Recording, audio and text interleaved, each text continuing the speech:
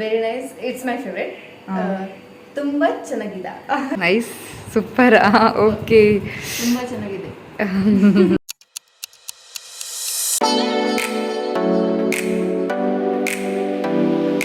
Hello everyone, welcome to Chandanagouda YouTube channel.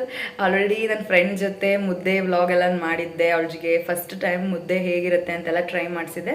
ಇವತ್ತು ನಾವು ಒಂದು ಡಿಫ್ರೆಂಟ್ ರೆಸಿಪಿನ ಟ್ರೈ ಮಾಡ್ತಾ ಇದೀವಿ. ಡಿಫ್ರೆಂಟ್ ರೆಸಿಪಿ ಅಂತ ಏನಲ್ಲ, ಐ ಥಿಂಕ್ ಇವಳಿಗೆ ಡಿಫ್ರೆಂಟ್ ಅನ್ಸುತ್ತೆ. ಎಗ್ ಫ್ರೈನ ಮಾಡ್ತಾ ಇದೀವಿ, ಜೊತೆಗೆ ಚಪಾತಿ. ಇಬ್ರು ಸೇರಿ ಕುಕಿಂಗ್ ಮಾಡ್ತಾ ಇದೀವಿ. ಆ್ಯಂಡ್ ಇವತ್ತು ಸಂಡೇ ಇವತ್ತು ಆ್ಯಕ್ಚುಲಿ ಹೇಗೆ ನಾವೆಲ್ಲ ಸ್ಪೆಂಡ್ ಮಾಡ್ತೀವಿ ಅನ್ನೋದನ್ನ ನಾನು ನಿಮಗೆ ತೋರಿಸ್ತಾ ಹೋಗ್ತೀನಿ. ಆ್ಯಂಡ್ ಇವಳ ಜೊತೆ ಸ್ವಲ್ಪ ಮಾತಾಡ್ಸೋಣ. Say hi.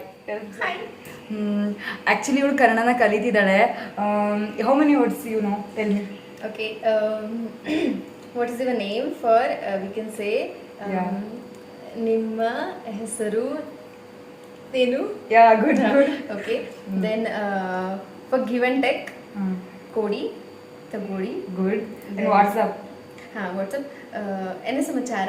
ಏನು ಸಮಾಚಾರ? Okay, ಸಮಾಚಾರ. Okay. Then and very nice. Very nice, very nice. It's my favorite. ತುಂಬಾ ಚೆನ್ನಾಗಿದೆ.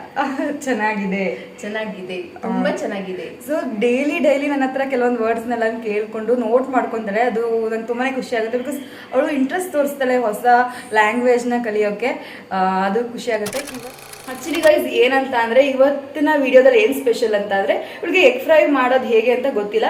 ಸೊ ನಾನು ಅವಳಿಗೆ ಹೇಳ್ತಾ ಹೋಗ್ತೀನಿ. ಅವಳು ಮಾಡ್ತೀನಿ ಅಂತ ಹೇಳಿದಾಳೆ. ಹೇಗೆಲ್ಲ ಮಾಡೋದು ಎಲ್ಲ ಐಟಮ್ಸ್ನೆಲ್ಲ ರೆಡಿ ಮಾಡಿ ಇಟ್ಕೊಂಡಿದ್ದೀವಿ. ಮಾಡ್ತಾ ಹೋಗ್ತೀವಿ, ನೋಡಿ ಬನ್ನಿ. First the PAN.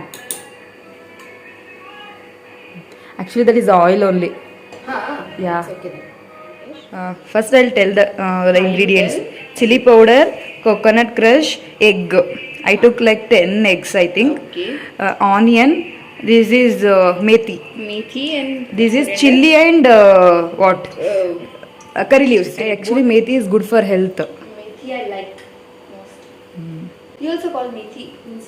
No, menthia will call in Kannada. Like that. Wait, ಮಾಡಿ. Yeah, good. Yeah, enough. Okay. Let's wait some time. Then first that one curry leaves and chili.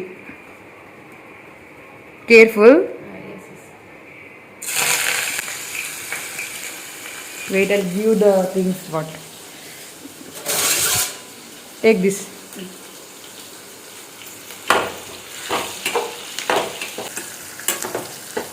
Put onion.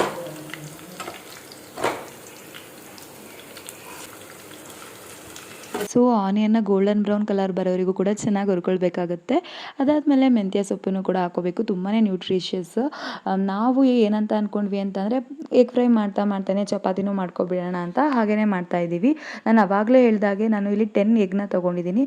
ನಾವು egg ಹಾಕಿದ ತಕ್ಷಣ continuous ಆಗಿ stir ಮಾಡಬೇಕು, ಇಲ್ಲಾಂದರೆ ಅದು ಪ್ಯಾನ್ಗೆ stick ಆಗಿಬಿಡುತ್ತೆ. ಇಲ್ಲಿ ನೋಡ್ತಾ ಇರ್ಬೋದು.